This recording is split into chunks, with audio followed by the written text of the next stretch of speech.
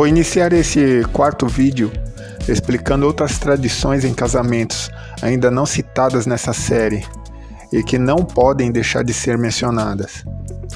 Vamos começar pela grinalda. A grinalda é usada para a noiva se diferenciar dos convidados e se parecer com uma rainha. Curiosidades: quanto maior o status social, maior e mais imponente era a grinalda. Para as noivas românticas, as flores têm o mesmo papel simbólico. O véu também começou a ser usado na Roma Antiga, em homenagem à deusa Vesta, protetora do lar, e a ideia era que fosse utilizado para proteger a noiva dos olhares de cobiça masculinos e das mulheres solteiras. Damas de honra. Na Idade Média, acreditava-se que a noiva deveria convidar amigas para se vestirem iguais, a fim de confundir os espíritos que poderiam atrair um mal olhado. Essa tradição das damas de honra, muito presente nos Estados Unidos e na Europa, tem atraído cada vez mais atenção nas noivas brasileiras e já se tornou algo comum por aqui. O noivo não pode ver a noiva. Essa tradição é muito antiga e não se sabe ao certo como começou. Antigamente, os casamentos eram arranjados, então o noivo só via a noiva na hora da cerimônia. E foi assim que começaram as superstições, as quais são seguidas até os dias de hoje. Isso se tornou um costume por conta do suspense e da magia que acontece quando o noivo avista a noiva, entrando na cerimônia, fazendo desse momento ser único e inesquecível. O nome na barra do vestido. Ninguém sabe ao certo de onde se originou essa cultura, porém, de modo semelhante, existe uma tradição turca de escrever os nomes das amigas solteiras nas solas dos sapatos da noiva, para que elas também subam ao altar. Aqui no Brasil, a tradição é escrever o nome das amigas na barra do vestido, e para isso existem várias maneiras. Desde escrever na fita de cetim azul, que é a cor da sorte da noiva, até mesmo colocar medalhinhas de Santo Antônio ao lado do nome de cada uma. Vê-se, portanto, que o que vale é usar a imaginação. Então vamos aí pelos casamentos realizados aqui pelo nosso Brasil enorme e por região aí. E eu pesquisei aí bastante coisa e fazer um apanhado aí, um resumo, né, aqui por nosso país. E das profundezas da Zona Norte de São Paulo, eu, Luiz Roberto, dou as boas-vindas ao meu canal.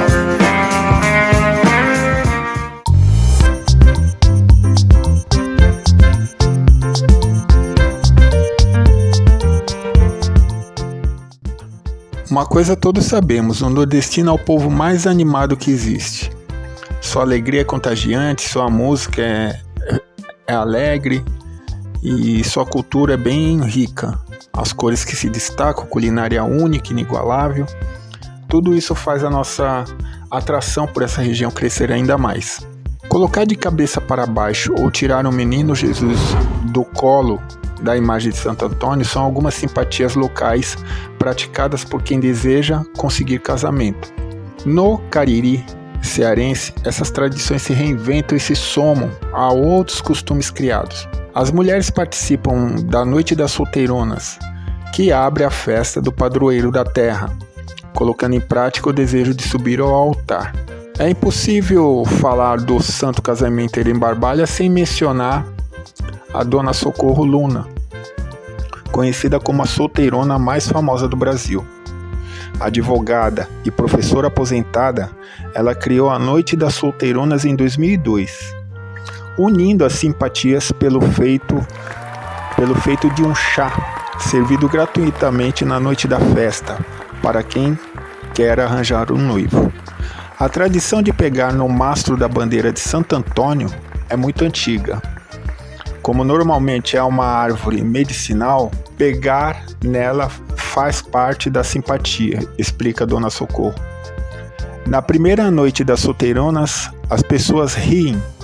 Hoje, depois do dia do hasteamento da bandeira, é o mais popular momento da festa.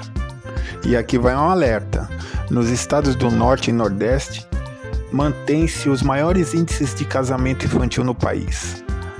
Pela falta de acesso a informações, evasão escolar, vulnerabilidade e condição social, colocam o Brasil entre os principais países com mais casamentos infantis no mundo.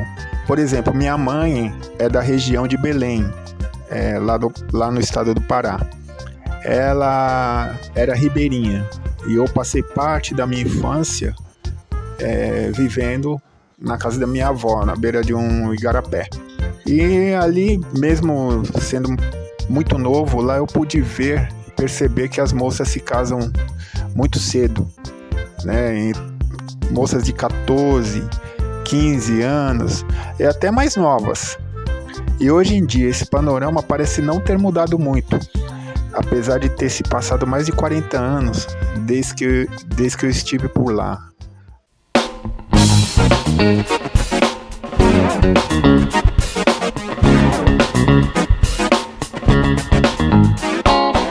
Aqui a região sudeste segue o rito católico e evangélico principalmente. É a região mais casamenteira do país e 70% das pessoas que vivem juntas são casadas. É a região do país com o maior número de casamentos, segundo os últimos dados de pesquisa nacional por amostra de domicílios ou PNAD.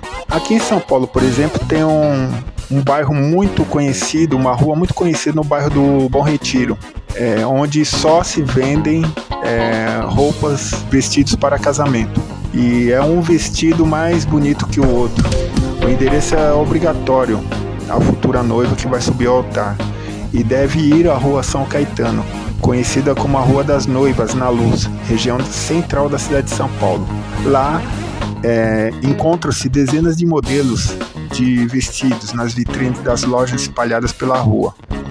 A maior concentração de metro quadrado de vestido branco do Brasil. A rua tem mais de 1 km de extensão para escolher o vestido para o dia que tanto a noiva esperou. E caso não se tenha interesse de comprar, algumas lojas oferecem a opção para alugar a peça. Além do vestido, os interessados encontram tudo relacionado ao kit casamento, como tiara, coroa, colar, sapatos, entre outros acessórios. O noivo, padrinho e madrinha também encontram a roupa ideal para o casamento. A rua é referência nacional em roupas e acessórios. Tem sapatos e os mais variados modelos, tudo relacionado ao casamento. Para as mulheres é quase impossível ir à Rua das Noivas e não se encantar.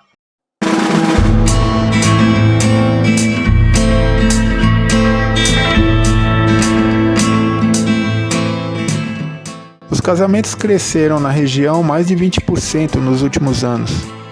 Porém, os casais estão seguindo uma tendência de apenas se casar no civil, deixando a cerimônia religiosa um pouco de lado. Porém, tem aqueles que, com mais condições, ainda se casam da maneira tradicional, no campo e com muita música e comida típica do Cerrado. Em Goiás, tinha-se o costume de pedir à noiva em casamento lhe dando uma cesta com 2 pamonhas, uma doce e a outra salgada, e no meio um anel de casamento. Esses que são os quitutes típicos do estado.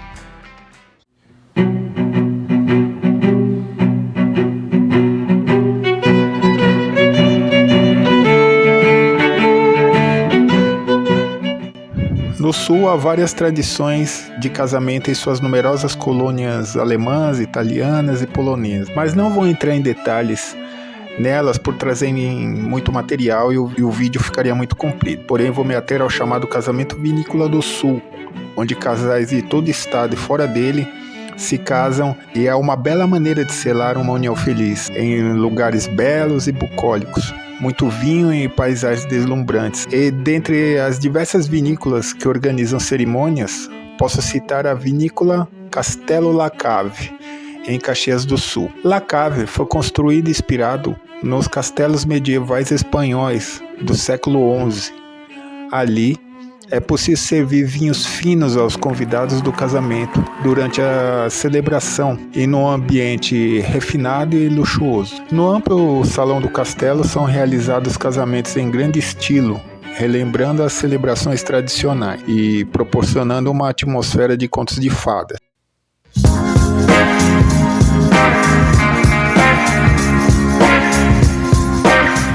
Então, gente, visitamos aí as regiões do Brasil aí, né?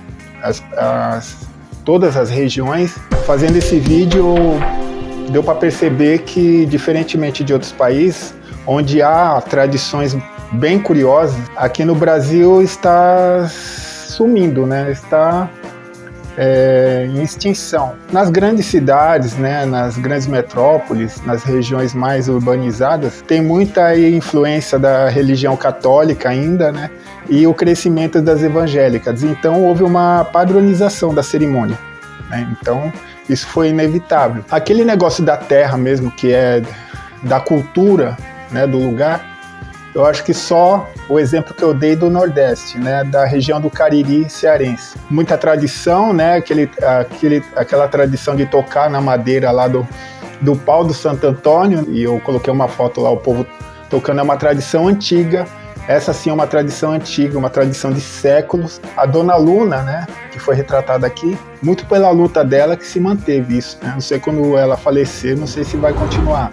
Talvez sim, talvez não. Isso só o tempo vai dizer, né? Mas é uma tradição arraigada, por isso que ainda profunda, né? Que ainda resistiu ao tempo, ainda está, apesar da nossa modernidade aí, das comunicações de hoje em dia, né? Da internet, ainda se manteve. Então a tendência aqui foi a padronização mesmo, né? Das religiões, um eco. É aquela festa, o casamento da festa junina, aquela brincadeira, né? Que é um eco aí desse casamento aí do campo, né? Esse casamento da roça. Mas isso aí é normal também, né? O Brasil, da época do meu avô, não é mais o Brasil de hoje, né? Na época dele era um Brasil totalmente onde a maioria da população vivia no interior, na roça. Poucos viviam em cidades. Então era uma situação totalmente diferente. É lógico que vai mudar, né? Com o passar do tempo, as coisas mudam mesmo e as influências vão sendo mais fortes em determinadas regiões do que em outras. Então isso é totalmente previsível, né? Espero que tenham gostado e até o próximo vídeo.